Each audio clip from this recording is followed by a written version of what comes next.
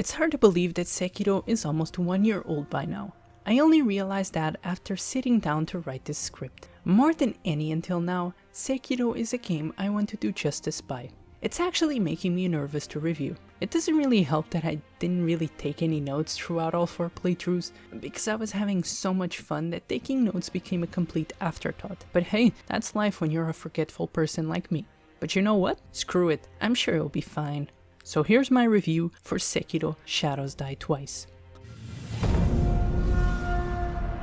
Sekiro is an action-adventure game developed by FromSoftware, which you might know from Soulsborne series. It's about a shinobi known as Wolf and his pursuit for his master Kuro. His master gets kidnapped by the Ashina clan because they want to use his power of resurrection so they cannot get owned by their enemies that are closing in. Their old leader and battlefield legend Ishina Ashina is slowly dying, so his adoptive son or grandson or whatever the hell it is, I'm not quite sure to be honest, Genichiro, comes up with the kidnapping scheme. You see, Kuro is the divine heir, meaning he can't be hurt or killed in a conventional manner. Partaking of his blood means you can also not die in any normal way. And that's exactly the kind of thing that turns a crappy army into an unstoppable force. Our story begins at the bottom of a hole with a mysterious lady throwing something to our character. Huh, that's very strange. I feel like I'm having a deja vu right now. Anyways, you awake with no recollection of how you got there. All you know is your master needs you. After finding him, which is extremely easy by the way, I'm not really sure why this kid has such crappy security or why he has a cage in his room where he's not placed in. The game tutorial starts. For those who aren't familiar with Mr. Miyazaki's other works, most notably the Soulsborne series, this is incredibly shocking. Not only is there an introductory part with plenty of tutorial pop-ups, but most, if not the entire game's core mechanics are highlighted and explained to you. This is a design philosophy that extends even to the story. There's still plenty of things to read and environmental clues if you want to enrich your understanding of the lore. But gone are the days of watching YouTube videos or reading through wikis and descriptions just to get a basic grasp on the plot. Why do I look like beef jerky again? Sekiro manages to mix both styles of storytelling while still having an easy to follow narrative. I do hope that they don't abandon the old style, but I also wouldn't be opposed to this new blend of both. The inclusion of both the tutorials and easier to follow story makes Sekiro the most accessible Souls-like game to date. Despite the opinion of some people at launch that the game should have an easy mode, not all games need to appeal to a large audience. If a developer wants their game to be challenging, they shouldn't have to compromise their artistic view so more people can finish it. FromSoftware is known for making difficult games. It's not a stretch to imagine that another one of their projects would be hard as well, now is it? Sekiro gives you all the tools and information you need. It's up to you to use those to your advantage and improve as a player. Part of the fun is overcoming the odds and trying to follow this rhythmical combat style. I'm not saying you don't have the right to dislike the game for being hard. The difficulty is such a big part of Sekiro that maybe that just means it's not a game for you.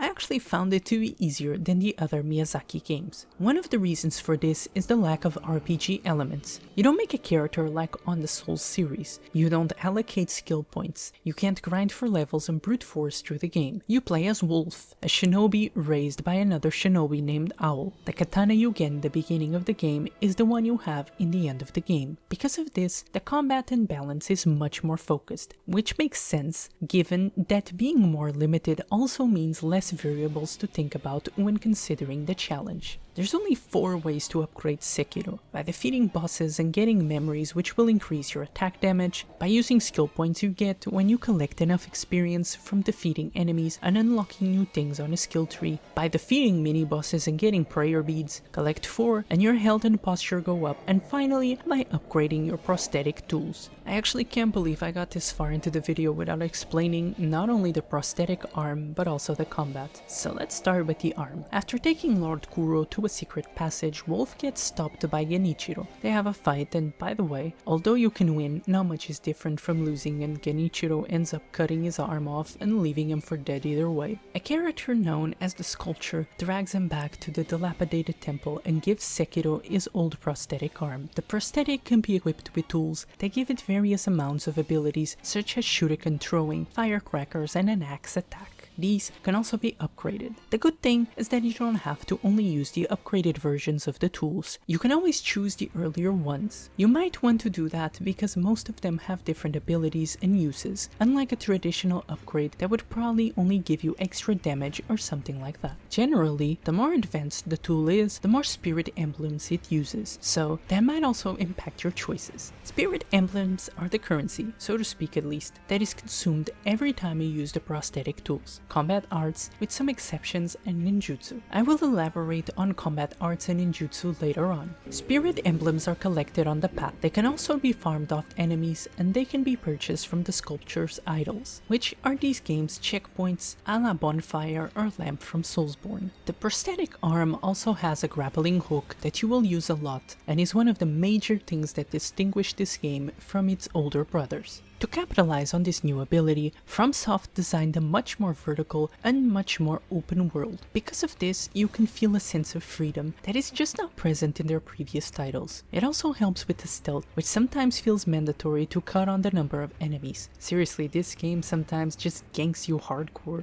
Picking people one by one helps a lot, especially because for all non-boss enemies, it's a one-hit kill. But don't get fooled by this mechanic, this is not a stealth game. Think of it more of a feature that you should definitely use. Don't expect to play like you'd be playing Thief or Dishonored. The only problem I actually have with this newfound freedom is that at first I managed to get myself lost and I ran around in circles for a while. There was a lack of directions, but I can't fault the game too much on this one because I tend to get lost easily in games. The other problem I have is actually with the prosthetic tools themselves. They all have very situational uses and some of them I didn't even touch. Once you find ones you like, the chances you'll ever trade them are very slim. They were such a unique standout for the game, and I'm surprised they didn't do anything more in depth with it. Hopefully they will return to this idea on a later game and flesh it out. Equally, I also hope that they return to this combat system, which is one of my favorites of any game I have played so far. Both you and your enemy have health and posture bars, and the point is actually to max out your posture. Once that happens, you can trigger a death blow similar to the ones you do when you stealth an enemy. Mini and regular bosses usually require more than one death blow to kill. You have to not only be aggressive but also defensive, as your posture can also be broken, and the quickest way to break an enemy's posture and keep yours intact is to deflect the enemy's attacks perfectly. Not all attacks can be guarded or deflected though. Perilous attacks are always preceded by a big red kanji, and they all have their unique way of dealing with them. Thrust attacks can only be countered with the Mikiri counter ability. Sweep attacks need to be jumped over, and you can step on the enemy's head for extra posture damage. Grab attacks need to be sidestepped or jumped over. I found that sidestepping is more reliable, but you do you, man. Finally, you have a lightning attack, which requires the lightning reverse ability. All you have to do is jump, get hit with the lightning, press the basic slash button, and punish the paralyzed enemy. As mentioned before, you also have combat arts and ninjutsu. Ninjutsu are honestly a very underwhelming mechanic. I only used it because I got bored or because they were required in very specific instances. I was excited at first to see what kind of ideas they came up with, but just like with the prosthetic tools, wait, no, scratch that. This was actually way more disappointing, just for the sheer fact that there's only 3 of them in the entire game, and one of them is optional and can be completely avoided by accident thanks to this game's more open-ended second half. The abilities are a Blood Smoke, which I never used, Puppeteer, which is fun and all, but I barely used it, and Bestowal, which I don't think I ever even tried, let alone actually use. Come to think of it, I don't actually know what it does. According to the Sekiro wiki, it extends your weapon's reach for a while. Good to know, I guess. Maybe these are really good, but the thing is, I'm talking about my experience, and for me, they were useless. I won't deny that they might have uses for someone else, but for me, they were the most useless mechanic of the game. There was another one that felt almost as useless. Dragon Rot is what happens to people around the game world when you die too much in the game. Kuro stops Sekiro from dying in the Hirate estate, where they used to live after it got attacked by giving him his blood. If you remember, Kuro is the divine heir and has a gift gift, let's say, that can be transmitted to others by his blood. It's because of this gift that the wolf can rise up from the dead over and over again. On a gameplay standpoint, this is honestly an amazing mechanic. It gives you a second chance in battle, and they can only be replenished with a death blow or by resting at a sculpture's idol. Story-wise, it's a bit iffy. When you die, you have a chance to receive unseen aid. This just basically means that instead of losing half your money and half your experience like you usually do, you just don't. That's it. Not really sure where I was going with this one. That's fine, but I never found it useful either. In fact, I never really needed money, and if I did, I could always easily farm for it. The experience was pretty much the same. You can always see the percentage chance you have to get unseen aid on the pause menu. This percentage will drop if you give Dragon Rot to the NPCs by dying too much. If this happens, you can't continue side quests they are involved in, and the before mentioned percentage drops. The thing is, they can never die, and you can find a way to heal them fairly fast. The item to heal them with is supposed to be rare, but I found that healing them once was enough for me to finish anything I wanted and never do it again. The only reason in my eyes Dragon Rot is less useless than ninjutsu is because it fits into the narrative of the game and works as a way to make you feel like the world is more alive. The ninjutsu, the unseen aid, and the Dragon Rot are the holy trinity of mechanics of the game that I didn't care for. Combat arts are another weird one, to be honest. Although there were plenty of options, after I got the Mortal Blade, which is something you have to get for the plot, I just used that and never really used anything else. A quick tip, some combat arts use spirit emblems, but you don't actually have to have spirit emblems to use them. They just become weaker. Others don't even require it. Also keep in mind that some are more fitted to posture or health damage. The Mortal Blade does health damage, while the Ichimonji double does posture damage, for example. Also, these are both great, so look into them. Finally, let's wrap up the narrative of this game, so skip to whatever time I put on the screen right now.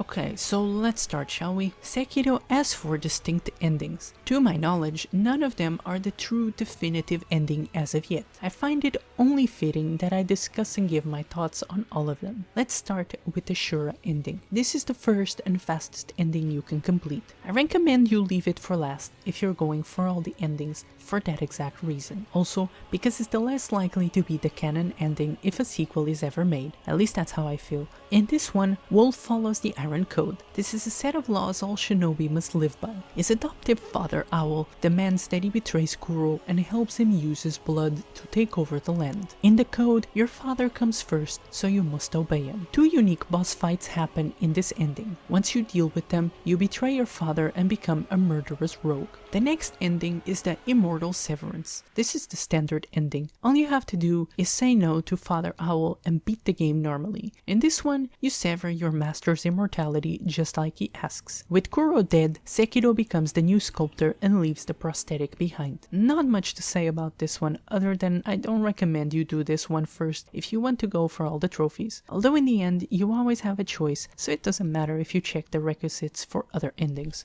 The next one is the Purification ending. Sekiro ends up dead on this one, making this one probably the ending that bummed me out the most. This one and the last ending have a few extra steps, so I recommend you use a guide to do them. Just make sure you don't advance too far in the story or else you can't get them. I recommend you do this one first because it's the one with the most content. You actually go back to Irata Estate a second time, but this time you fight Great Shinobi Owl. I don't know what people have with Sword Saint Ishin, cause let me tell you, he has nothing on Owl, neither here or when you break the Iron Code. But here in particular, screw him and screw everything he stands for. Owl was the only boss I actually got stuck on for a bit. To then get here and realize I had to fight him again, and it was even harder. It was a nightmare and I hated fighting him so bad. I highly recommend you don't fight him in New Game Plus. He's hard enough as it is. Anyways, so you sever the immortality once again, but you learn that for Kuro to live, you must die, as you are connected to him by the blood. He leaves Japan and promises to live his life to the fullest. Finally, we have the last and arguably the best ending. This one is probably the one with the most steps. I want to mention though that this game is actually decently generous with the timing of the check marks for the endings. This ending is the return ending. It involves the girl you find on Senpo Temple. You find that she was an experiment by the monks to recreate Kuro's gift. In the end, something happens to your master. I'm not really sure what.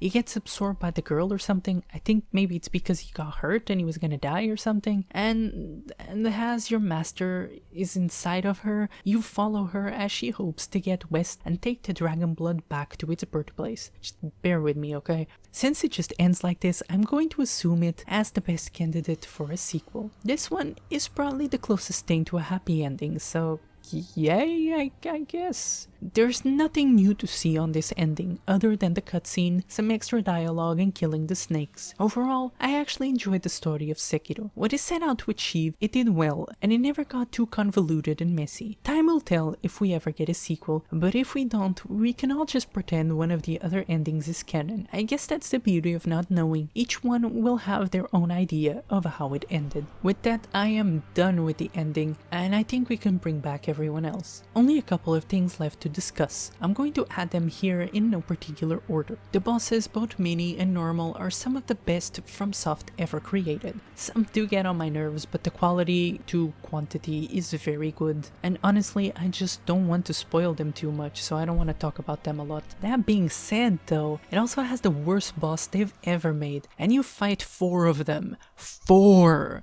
The Headless is a mini boss that is optional, but it doesn't mean it's less annoying. Not only can he slow you down, but he has teleport moves and he inflicts terror. For those who don't know, terror is a status effect that some enemies can inflict on you. Once the bar is full, you instantly die. There's one more mini boss like this, but the Headless are the worst ones for me. You even need 2 consumables to stand a chance to even win. Never again am I beating these guys for sure. The skills you purchase all vary in usefulness. I recommend the ones that give you health when you death blow and any that make posture damage dealt higher. And please get Mikiri counter as fast as possible. Without it, you have no way of countering thrusts. One of the worst parts for me was when I had reached the end of my 4th playthrough of the game and I had to grind for a couple of hours to get the last trophy. You can make the game harder on yourself if you find a demon bell and ring it. This gives you better loot and can be removed at any time. Eavesdropping is something you can do. It's a cool mechanic, but I wish it was used more. The music is absolutely wonderful and always fits every moment. The same can be said about the voice acting, which never seemed out of place. Once you finish the game, you have the option to New Game Plus. If you don't, you can do it at any time from the Sculptor's Idol. And with this random information dump, I conclude this review.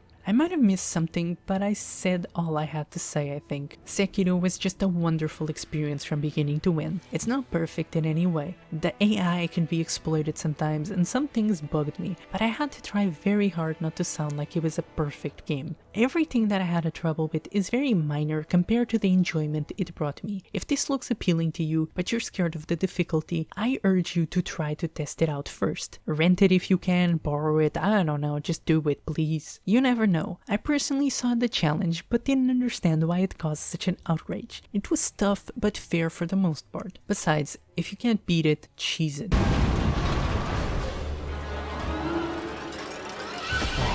And thank you very much for watching. I hope you enjoyed, and if you did, leave a like and subscribe, and see you guys next time.